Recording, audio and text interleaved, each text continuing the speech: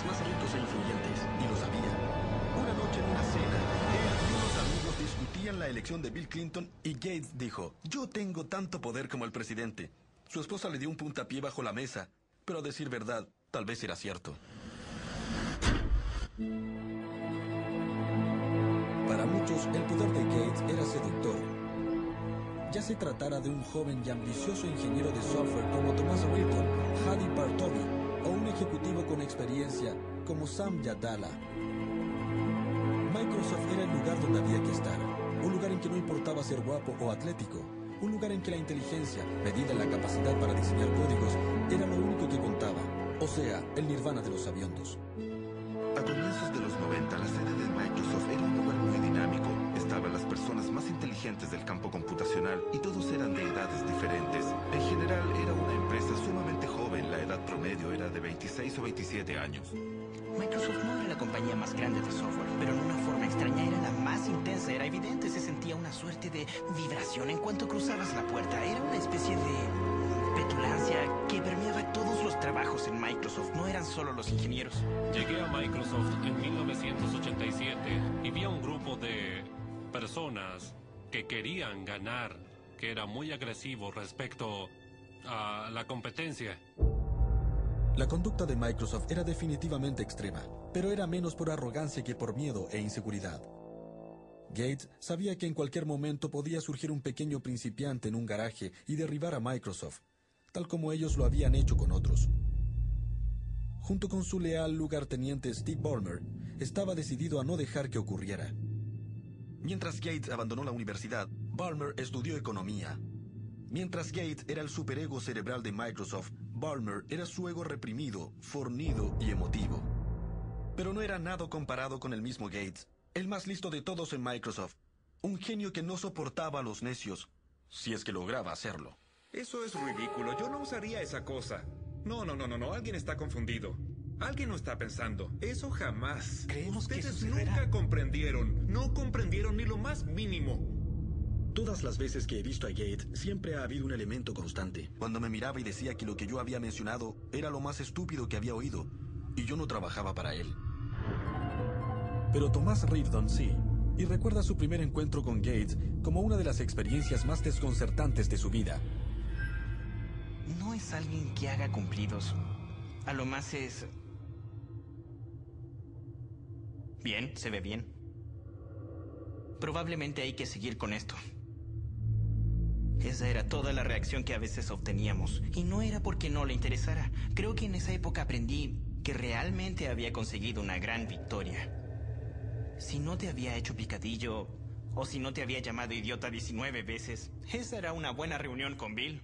Con los subalternos de Microsoft hechizados, miles de millones de dólares en su cuenta y el lanzamiento de Windows 95 en el horizonte, el Bill Gates de 1993 era casi el emperador de la alta tecnología.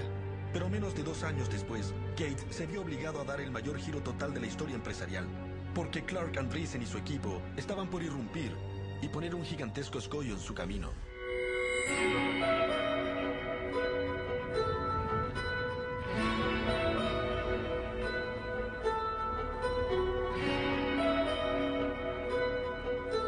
Ciertas partes del mundo son como imanes para algunas personas.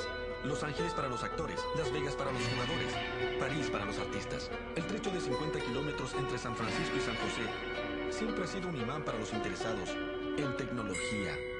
En el verano del 94 este lugar se había convertido en la sede de Jim Clark y su banda renegada de pioneros navegadores de la red.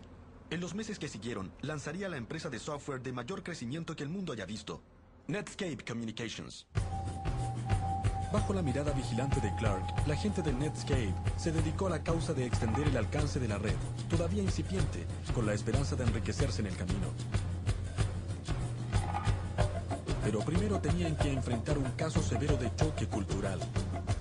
Nunca antes había venido a California y cuando llegué pensaba, ¿por qué nadie me ha hablado de este lugar? Esto es la Meca. Esto es como Disneylandia para los entendidos. También fue una idea brillante sacar a varias personas de su medio conocido e insertarlos en la nueva compañía que nacía, porque no sabíamos hacer otra cosa sino trabajar. El plan era simple. En Illinois, la banda había creado el primer navegador gráfico de la red Mosaic. Ahora Ahora debían trabajar como locos para hacer un nuevo navegador basado en ese y convertir la Internet en el futuro del comercio y la comunicación. Solo otro día en la oficina, ¿verdad? Creo que el objetivo, tal como me lo dijeron a mí y al resto del grupo, era conquistar el mundo lo más rápido posible. Nada excepcional, nada demasiado grandioso, solo había que hacer un software tan atractivo y tan fantástico que habría que ser un necio para no desearlo. Todos en Netscape sabían que el tiempo era esencial. Día a día la red se hacía cada vez más popular. El temor era que otra compañía viera su potencial y lanzara un navegador antes de que Netscape pudiera hacerlo. Tenía un ciclo de 36 horas, trabajaba 24 y dormía unas 12 horas. Me alimentaba de caramelos y refrescos. Una vez que comenzamos había una gran sensación de urgencia. Todos sabíamos que no era una cosa difícil de hacer. Y tenían motivos de preocupación. En Seattle, aunque Bill Gates todavía tenía dudas acerca de la red, algunas personas de Microsoft eran conscientes de la existencia de Netscape. Thomas Reardon los contactó una vez para obtener información, pero Netscape, por mucho temor que sintiera, daba una impresión muy diferente, una de gran arrogancia. Estábamos conscientes de ellos a la distancia. Así que llamé y hablé con un ejecutivo y básicamente me dijo que no le interesaba. Mi reacción fue, vaya. Siempre que llamaba todos decían, wow, es Microsoft. Con Netscape, después de 15 minutos me dijeron que no les interesaba. Simplemente eso, ni siquiera que los volviera a llamar. La costumbre de los que trabajábamos en Microsoft era ser como los reyes de la industria y en algún momento nos rendían honores, cierto tipo de homenaje, pero nada. Era obvio que culturalmente Netscape ya entonces percibía a Microsoft como el enemigo. El 13 de octubre de 1994, después de meses de codificación sin parar, Navigator, el nuevo navegador de la red de Netscape, por fin llegó al público. Desde ese momento el conflicto era inevitable, con Netscape simbolizando a David y Microsoft al poderoso Goliath. Uno pensaría de que David no tendría mucha oportunidad en esa pelea, pero desde que Netscape lanzó Navigator, este fue un éxito instantáneo y arrollador. La noche en que lo lanzamos estábamos en una sala de reuniones, una computadora registraba las descargas y se oía un cañonazo cada vez que bajaba el software. Después de un momento parecía una guerra porque los cañonazos sonaban sin parar.